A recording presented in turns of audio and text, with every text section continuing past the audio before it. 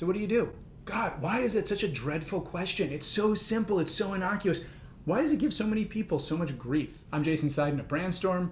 This is a communication coaching minute or 10. I do these weekly. Subscribe, hit the notification bell. Let's talk about talking about yourself.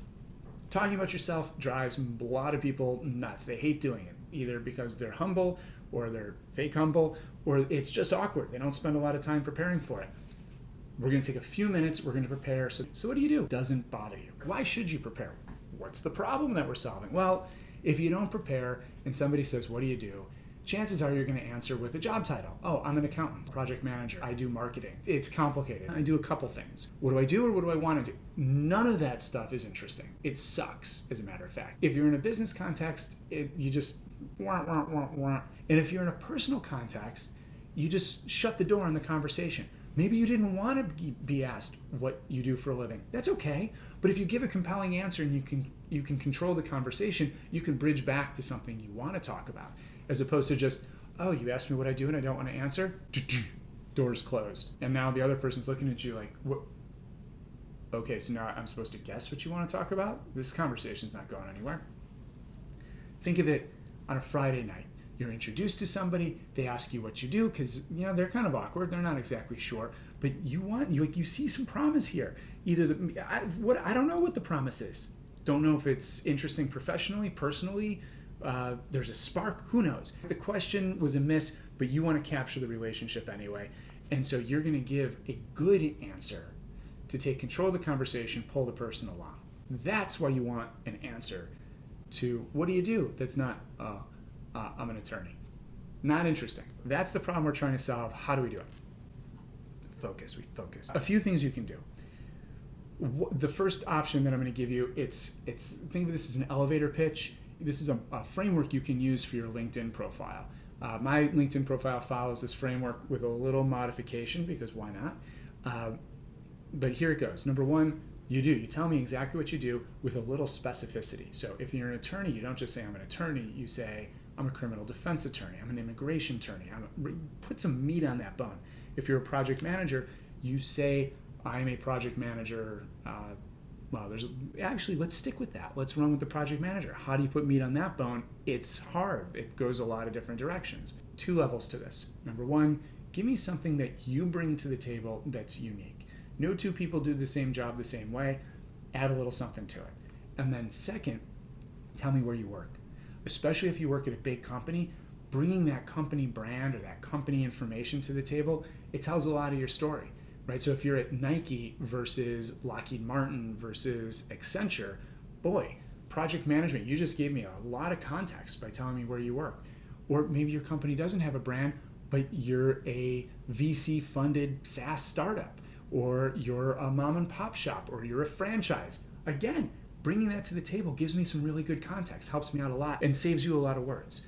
So for me, what might this look like? So I do communications consulting. I work with market-facing leaders, so think sales, marketing, recruiting. I help them get their teams together with a clear, consistent message that everybody can bring to the market. Okay, so what I do, what makes me me, and then the third piece, since I really have a small company that nobody really knows about, I might say I run a boutique agency that does this, or I might say I've been doing this for 25 years and I work across the gamut from the Walmart e-commerces and the Nikes of the world all the way down to HR tech SaaS startups, right? I get to do a little bit of a name drop in there. And what's really nice about that is depending who I'm talking to, I can choose to narrow my scope. I can say, I really focus on these industries. I can say I focus on these types of companies, right? It's my answer. You can do whatever I want. So if you're a project manager, you might say, yeah, I'm a project manager. I run a global enterprise product at Google.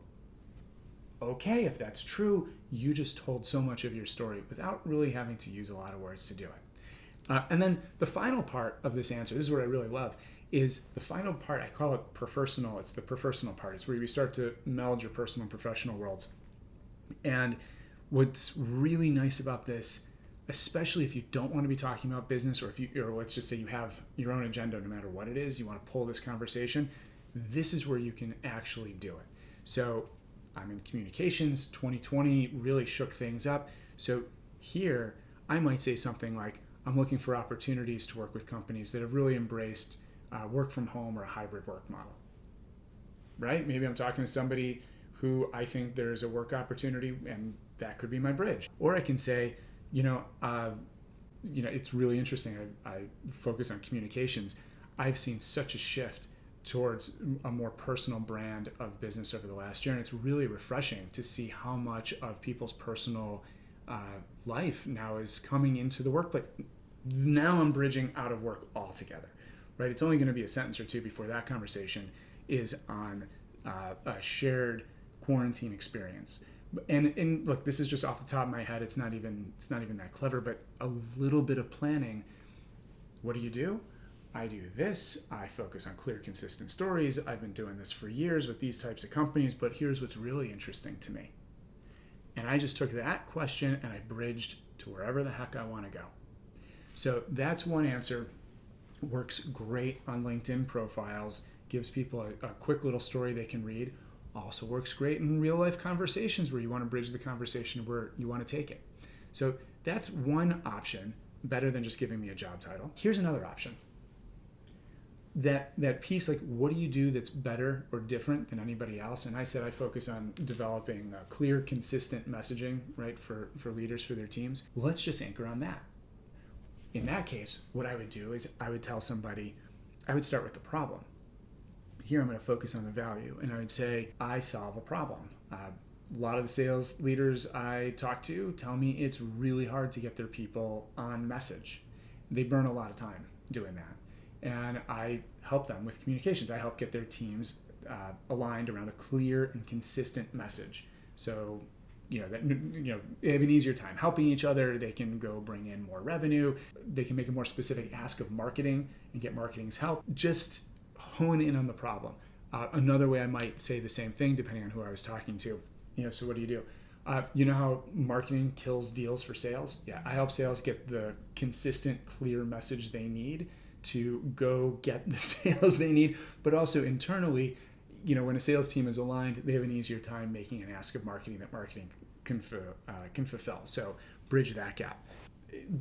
I've got a whole slew of these in my pocket. I've spent some time on this, but the idea is, if you do something and you solve a problem, you bring that forward, and then the conversation's more about sort of that unique aspect of your job and not just sort of the job generically.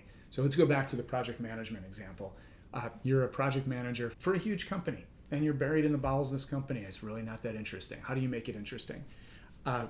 Well, somebody says, "What do?" You can say, have you ever struggled to manage time zones?" Yeah, I do that for a living.